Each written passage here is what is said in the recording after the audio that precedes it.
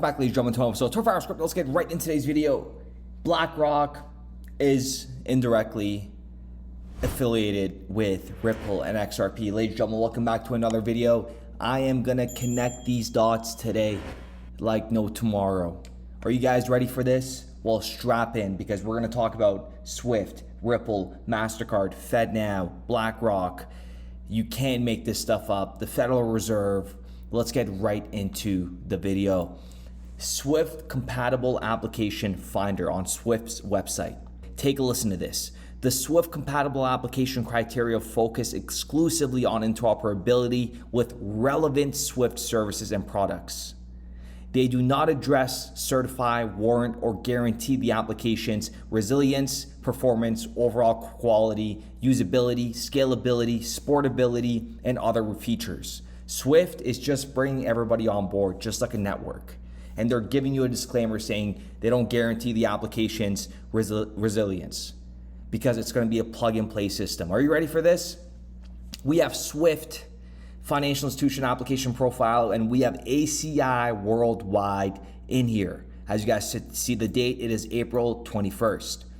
And then here we have another one, Swift compatible application from ACI worldwide, okay?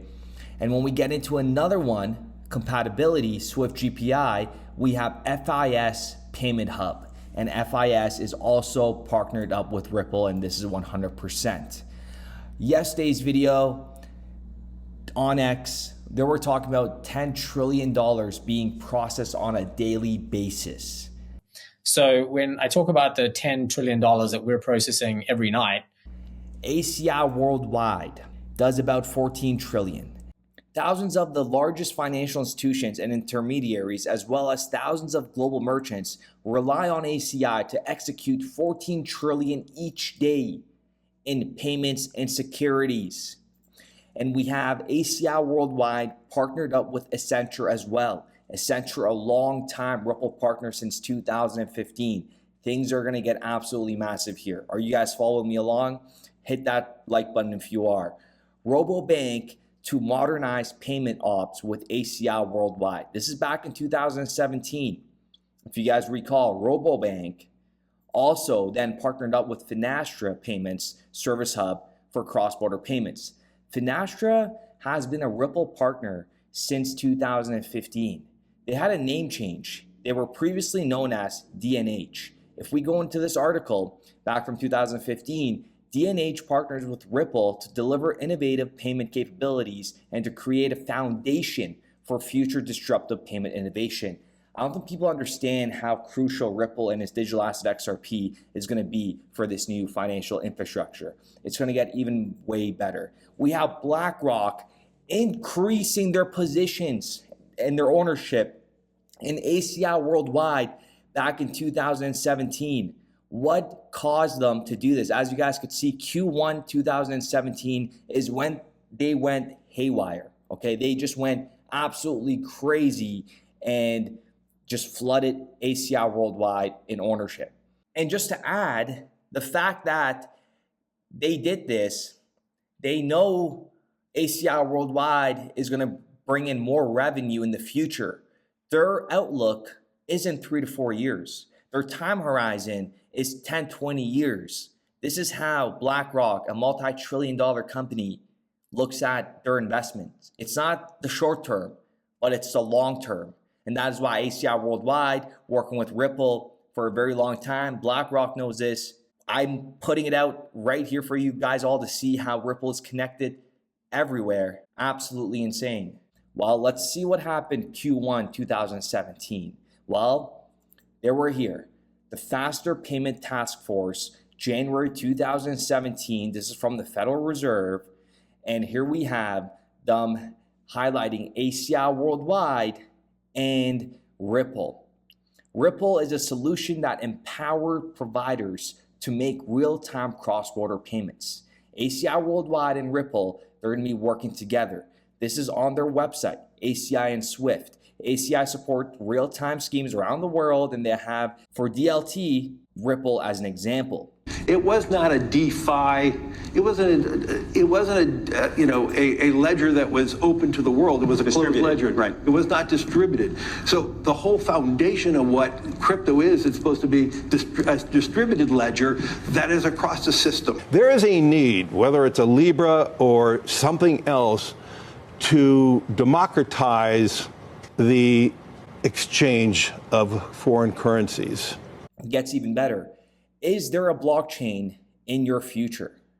Listen to this part. This is massive.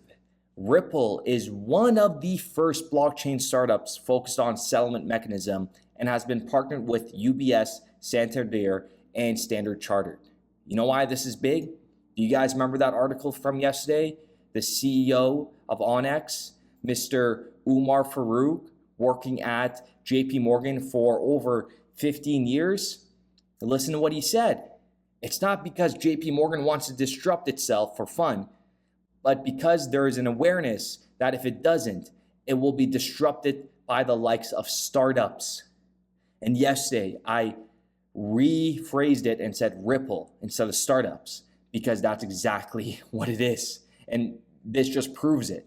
We have ACI Worldwide saying Ripple is one of the first major startups, and that's what JP Morgan was scared of. As you guys could see, they want to disrupt the DLT sector themselves. They didn't want Ripple involved, but folks, Ripple is in it for the long run. You're not stopping this. Gets even better. Mastercard and ACI Worldwide partner back in 2021. You see what Mastercard did? And I've been calling Mastercard working with Ripple for ages now. Direct partnerships and indirect partnerships are so important to keep an eye on. What happened here? Well, Mastercard partnered with ACI Worldwide. They were indirectly utilizing and seeing how the RippleNet technology was working behind the scene. They didn't want to make it public until 2023. And that's when Mastercard came out and said, we are partnering up with Ripple for a CBDC sandbox. And as you guys could see, here is the sandbox. Ripple is included. This is just tip of the iceberg. I'm just scratching the surface with this. Ripple is everywhere. And then we have ACI Worldwide is amongst the first providers on board with FEDNOW payment service. One of the first ones. I wonder why.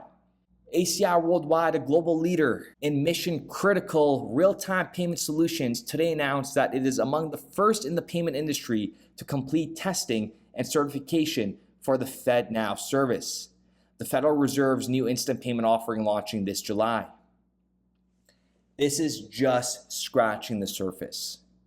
I know you guys are all probably thinking, why hasn't the price of XRP moved? Because what they're creating is much bigger than what any of us could imagine. Even them. Remember what I talked about mindset and how we just don't see this coming.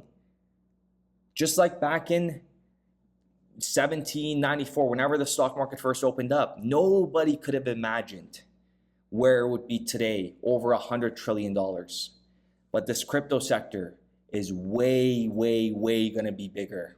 Interesting, because in technology, it can certainly be possible to be too early to develop a product that the world is just not ready to receive, or the infrastructure isn't in place to make that product as successful as it could be. So sometimes a first mover doesn't always win. Sometimes they're too early. And the last one is mindset.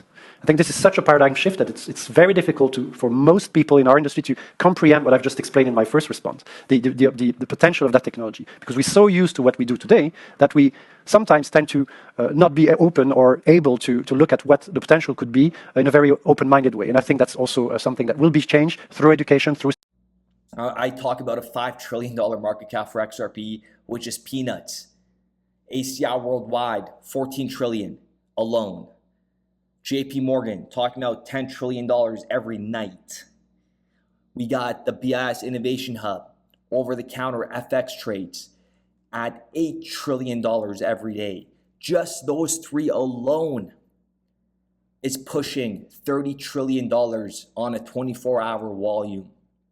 I haven't even brought it into SWIFT, the DTCC, the RTGS system, the clearinghouse, There is so much value out there. Securities, tokenized real estate. Oh my God, the list goes on and on.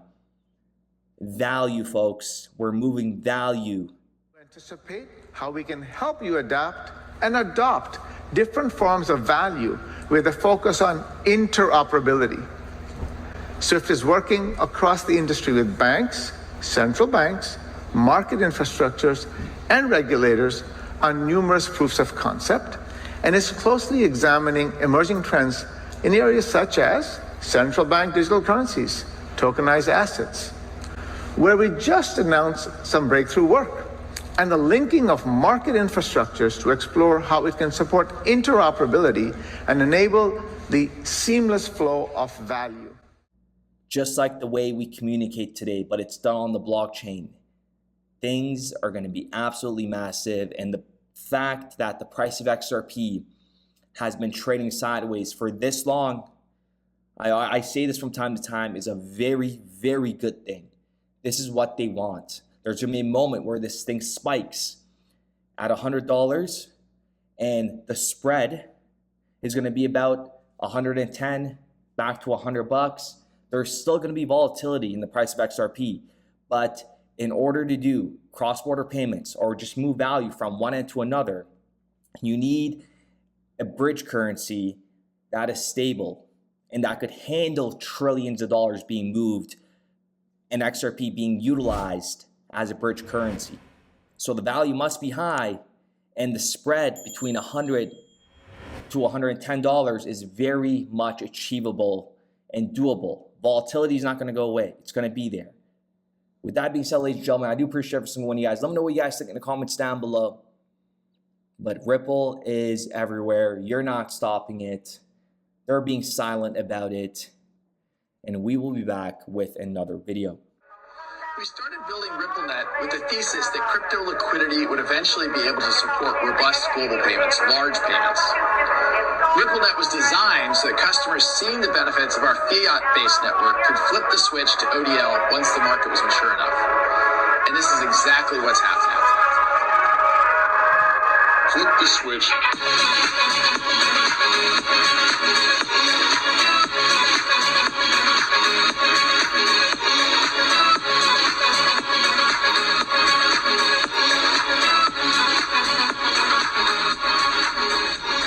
I think what we're building has, it's solving a real problem. And I think all of the tokens, my advice to anybody would be, understand the utility. If there's real utility and there's real value being delivered to a real customer, there will be value in the token.